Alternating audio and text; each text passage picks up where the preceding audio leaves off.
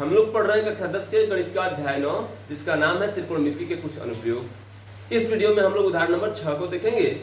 यह प्रश्न परीक्षा की दृष्टि से बहुत ही इंपॉर्टेंट है। यह प्रश्न मैट्रिक की परीक्षा में कई बार पूछा जा चुका है, इसलिए यह बहुत ही इंपॉर्टेंट है। आप लोग ध्यान देकर इस प्रश्न को समझने का प्रयास कीजिए। उदाहरण नंबर 6 है, एक बहुमंजिल भवन के शिखर से देखने पर 8 मीटर ऊंचे भवन के शिखर और तल के अवनमन कोण क्रमशः 30 डिग्री और 45 डिग्री हैं।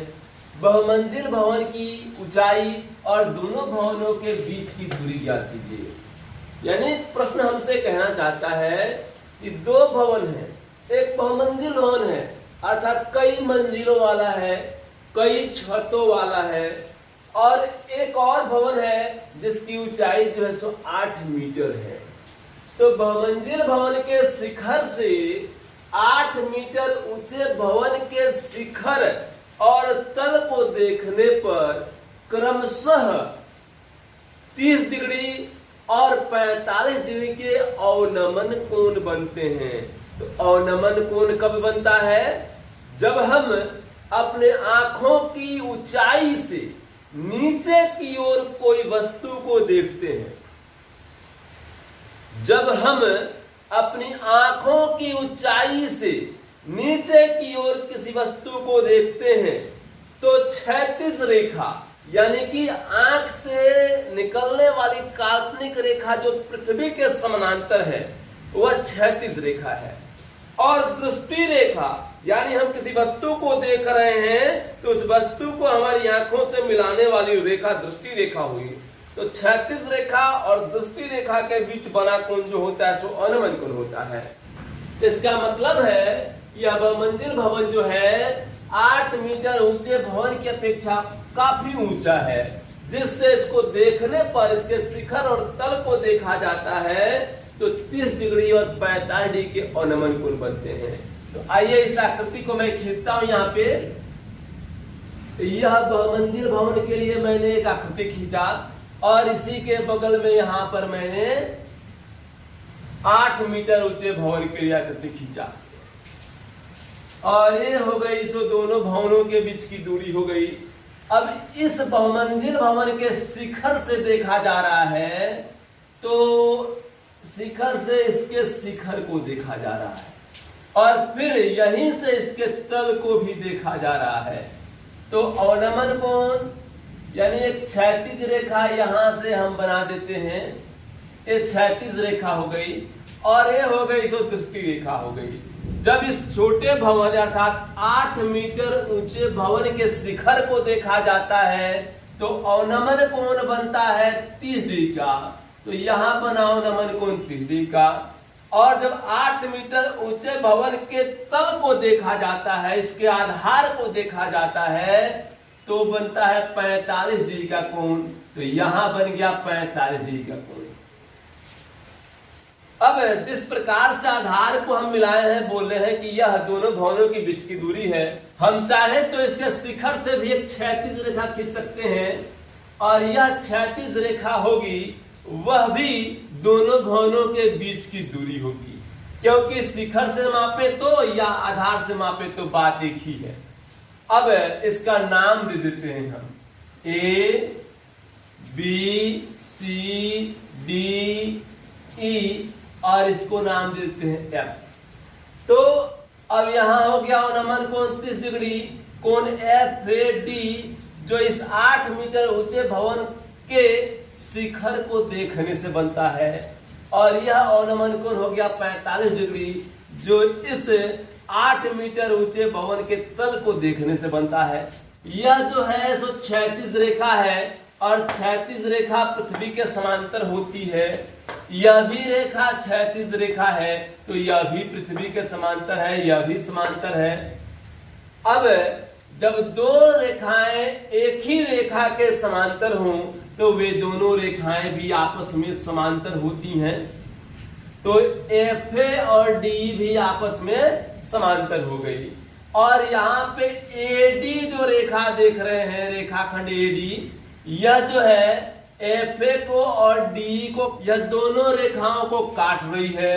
तो इसका मतलब हुआ AD जो है वह FA और D की तिर्यक रेखा है और यह दोनों आपस में समांतर है, तो इसलिए यहां बना कोण जो है यहां बने कोण का एकांतर अंतःकोण होगा। तो यह कोण अगर 30 डिग्री का है तो यह कोण भी 30 डिग्री का ही होगा। और यह रेखा FA जो है वह CB के समांतर ही है क्योंकि यह क्षैतिज रेखा है, तो समांतर है।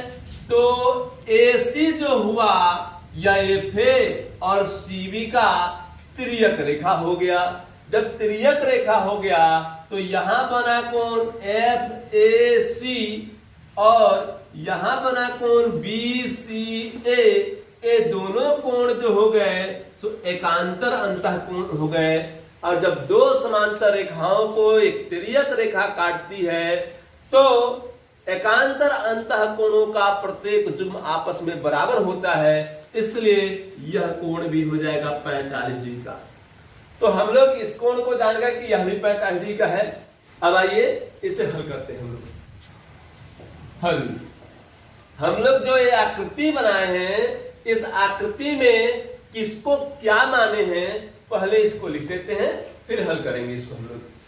तो लिखते हैं माना कि AB क्या है, AB जो है सो इस बहुमंजिल भवन की ऊंचाई है। तो बहुमंजिल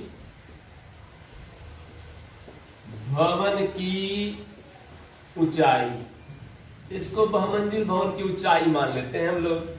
और बहुमंजिल भवन को हम क्या करते हैं, इसकी ऊंचाई को h से दर्शा देते हैं, इसको h मान लेते हैं, बराबर h माना। इसको हम लोग क्या किए तो h मान लिए। फिर यहाँ पे DC जो है यह छोटे भवन को दर्शा रहा है, इसकी ऊंचाई कितनी है 8 मीटर है।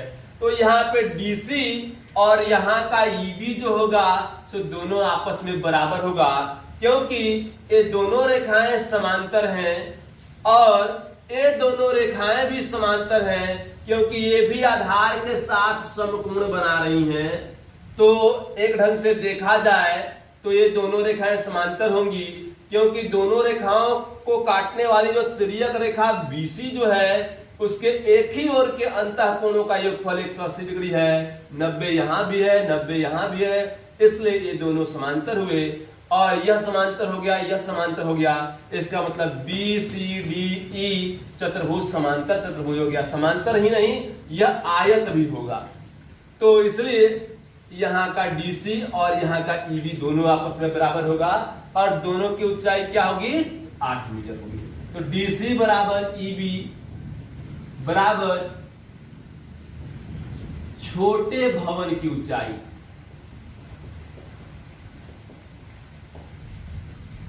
और यह कितनी है 8 मीटर है। फिर इसके बाद देखते हैं हम लोग,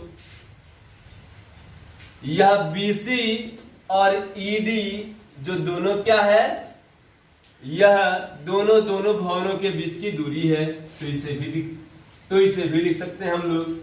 तो BC बराबर DE बराबर दोनों भवनों के बीच की दूरी, दोनों भवनों के बीच की दूरी।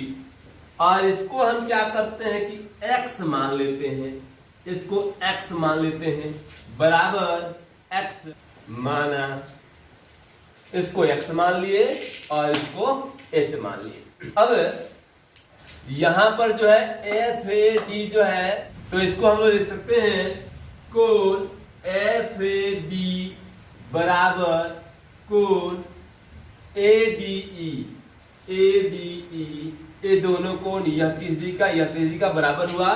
कैसे बराबर हुआ तो इसको लिख देंगे हम लोग, दोनों के दोनों क्या हैं एकांतर कोण है, एकांतर कोण,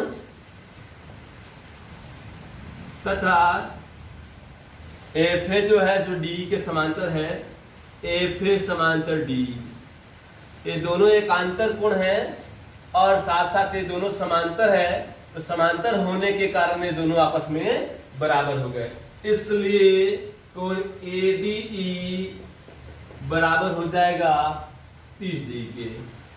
और इसी प्रकार हम लिख सकते हैं यहां का कोण ACB बराबर 45 डिग्री का। तो इस प्रकार से हम विभिन्न चीजों को दर्शा चुके हैं। अब इस क्वेश्चन को अब हम लोग सॉल्व कर रहे हैं। आइए देखते हैं कैसे। तो इस प्रश्न को हल करने के लिए पहले हम लोग त्रिभुज ABC में देखते हैं। यह त्रिभुज समकोण त्रिभुज है, तो लिखते हैं समकोण त्रिभुज ABC में। यहां पे tan 45 डिग्री देखते हैं हम लोग। इस त्रिभुज में हमें इस भुजा को ज्ञात करना है और इस भुजा को भी ज्ञात करना है, यानी इन दोनों भुजाओं में हमें संबंध ढूंढना होगा। तो इस कोण के लिए इस भुजा को लंब कहते हैं और इसको आधार कहते हैं। तो लंब और आधार का अनुपात बताने वाला त्रिकोणमितीय अनुपात कौन है? तो tan है और cot है। तो इन दोनों में से किसी का भी प्रयोग कर सकते हैं हम लोग।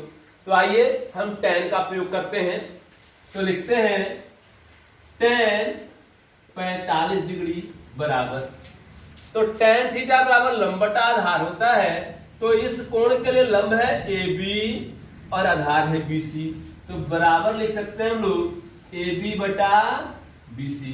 तो हम जानते हैं कि tan 45 डिग्री का मान 1 होता है, तो 1 लिख दिए। AB को क्या माने हम लोग? तो H माने हुए हैं, H हो गया। और BC को क्या माने हैं? तो BC को X माने हैं, तो बटा X हो गया। X यहां भाग में है तो इधर आएगा तो गुना में हो जाएगा, यानी 1 गुने X बराबर H हो गया। इसलिए X बराबर H, तो X और H दोनों आपस में बराबर है। अब हम लोग क्या करते हैं, इसको समीकरण नंबर 1 मान लेते हैं। तो यहां पर हम लोग x बराबर h ला लिए हैं। x बराबर h हमें बता रहा है कि इस बहुमंजिल भवन की ऊंचाई जो है दोनों भवनों के बीच की दूरी के बराबर है। इतना तक तो हम लोग जान गए, लेकिन हमें अभी तक कुछ पता नहीं लगा कि ये बहुमंजिल भवन की ऊंचाई कितनी है या दोनों भवनों के बीच की दूरी कितनी है। तो अब हम लोग क्या करेंगे, यहां पर जो समीकरण बनाए हैं x बराबर h, अब इसके सहयोग से हम लोग यहाँ छोटे वाले त्रिभुज AED में काम करेंगे और इसकी सहायता से हल करने का प्रयास करेंगे। आइए देखते हैं। अब समकोण त्रिभुज AED में, अब हम लोग समकोण त्रिभुज AED में देख लेते हैं। इसमें tan 30 डिग्री बराबर होगा, लंब होगा इसके लिए AE और बटा आधार है D, तो AE बटा D हो गया। तो tan 30 डिग्री का मान होता है 1/√3 बराबर AE जो है इसमें AE को हम चाहें तो AB में से B को घटा के लिख सकते हैं। अब AE का कोई निश्चित मान नहीं पता है, तो हम चाहें तो लिख सकते हैं AB माइनस B। तो AE के लिए हम लिख देते हैं AB माइनस B। कि AE कैसे प्राप्त होगा? तो अगर हम चाहें तो AB में से B को घटा दें तो हमको AE मिल जाएगा, क्योंकि हम ऐसे AB को H माने हुए हैं और CD जो है सो B के बराबर है, इसको पहले दिखा चुके हैं हम लोग। तो यह 8 मीटर का है, तो यह भी 8 मीटर का हो जाएगा। तो हम H में से 8 को घटा देंगे तो हमें यहाँ पे AE की लंबाई मिल जाएगी। और D के विषय में हम जानते हैं कि D जो है सो BC के बराबर है, तो BC को x माने हैं तो यह भी x ही हो जाएगा। तो हम क्या करते हैं, यहाँ पे D के जगह पर x का प्रयोग कर लिए। अब बराबर 1/√3 बराबर AB को हम h माने हैं तो h, और b जो है सो dc के बराबर है, तो dc 8 है तो b भी 8 हो जाएगा, बटा x जो है यह h के बराबर है। समीकरण 1 का प्रयोग करके हम यहां लिख देते हैं कि x बराबर h, तो x हटा करके हम h लिख देते हैं। यहां बगल में लिखते हैं, यहां बगल में लिख देते हैं हम लोग कि समीकरण 1 से, यानी समीकरण 1 की सहायता से हम क्या किए हैं, x को हटा करके h कर दिए। अब यहां से क्या करेंगे कि h को लेकर के इधर चले आएंगे और √3 को लेकर के उधर चले जाएंगे। अब h को लेकर के इधर आएंगे तो 1 के साथ गुना हो जाएगा h का, तो 1 से जब h में गुना करेंगे तो h ही हो जाएगा, बराबर √3 इधर जाएगा तो √3 से इसमें गुना हो जाएगा, यानी हम इसको लिख सकते हैं √3 इंटू h माइनस 8 बराबर, अब इसको h बराबर √3 से मल्टीप्लाई कर देते हैं तो √3h और माइनस 8√3 हो जाएगा। अब यहां से क्या करते हैं कि -8√3 जो है सो इसको लेके इधर चले आएंगे और h को लेकर के इधर चले जाते हैं, तो यह माइनस में इधर आएगा तो प्लस में चला आएगा, 8√3 हो गया, और यह h इधर जाएगा तो √3h पहले से है, यह h आएगा तो माइनस में हो जाएगा। अब यहां से क्या करते हैं कि h को कॉमन निकाल लेते हैं हम लोग, दोनों में h उपस्थित है, h को कॉमन निकाल लेंगे तो यहाँ √3 बच जाएगा, यहाँ कुछ नहीं है तो यहाँ 1 लिख देंगे हम लोग। अब √3 माइनस 1 जो है सो यहाँ गुना के रूप में इधर भेज देंगे तो भाग में चला जाएगा, यानी 8√3 बटा √3 माइनस 1 बराबर हो गया h। अब हम लोग हरों का परिमीकरण कर लेंगे यहाँ, तो इसलिए h बराबर 8√3 बटा √3 माइनस 1, इसके हरों का परिमीकरण करने के लिए हर का सिर्फ चिन्ह बदल करके आंसर हर में गुना कर लेते हैं, √3 प्लस 1 बटा √3 प्लस 1, यानी यह a minus B into A plus B के रूप का हो गया। इस तरह से हो जाने से क्या होता है कि प्रत्येक पद का वर्ग बन जाता है, और प्रत्येक पद का अगर वर्ग बन जाएगा तो उसका रूट हट जाएगा। तो अब यहां हम लोग 8√3 से √3 में गुना करेंगे, तो √3 से √3 में गुना करेंगे तो 3 हो जाएगा, और 3 से 8 में गुना करेंगे तो 8 का 24 हो गया, प्लस 8√3 से जब 1 में गुना करेंगे हम लोग तो यह कितना हो जाएगा, 8√3 हो जाएगा, बटा a² माइनस b², तो √3 का अगर स्क्वायर करते हैं तो 3 हो गया, और माइनस 1 का स्क्वायर करेंगे तो 1 ही रह जाएगा, बराबर अब यह हो गया 24 प्लस 8√3 बटा हो गया 3 में से 1 चला गया तो 2 बचा। अब इन दोनों में से 8 को कॉमन ले सकते हैं हम लोग, तो 8 को कॉमन ले लेते हैं, जब 8 कॉमन हो जाएगा तो यहाँ 3 बचेगा, और प्लस इसमें से 8 निकल गया तो केवल √3 हो गया, और बटा में है 2, अब 2 से इसको कटा सकते हैं हम लोग, तो 2 चौका 8 हो गया, तो 4 मरतबे कट गया, तो लिख सकते हैं हम लोग, इसलिए h बराबर 4 इंटू 3 प्लस √3 मीटर। तो h निकाल लिया हम लोग, जो h क्या है, h इस भवन की ऊंचाई है, बहुमंजिल भवन की ऊंचाई हो गया 4 इंटू 3 प्लस √3 मीटर। इसलिए समीकरण 1 से x बराबर 4 इंटू 3 प्लस √3 मीटर, अर्थात समीकरण 1 में हम दिखाए थे कि h और x जो है सो दोनों आपस में बराबर है, तो h का जो मान आएगा वही मान x का भी होगा, इसलिए दोनों भवनों के बीच की दूरी भी 4 इंटू 3 प्लस √3 मीटर हो गया। अब हम लोग लिख सकते हैं, अतः बहुमंजिल भवन की ऊंचाई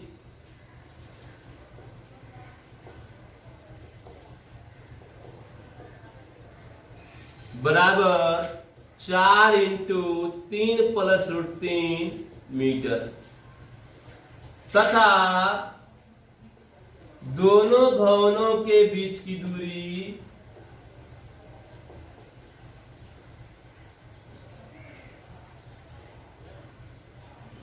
बराबर 4 इंटू 3 प्लस √3 मीटर। यही हमारा दोनों आंसर हो गया। इस प्रकार से यह क्वेश्चन बनकर कंप्लीट।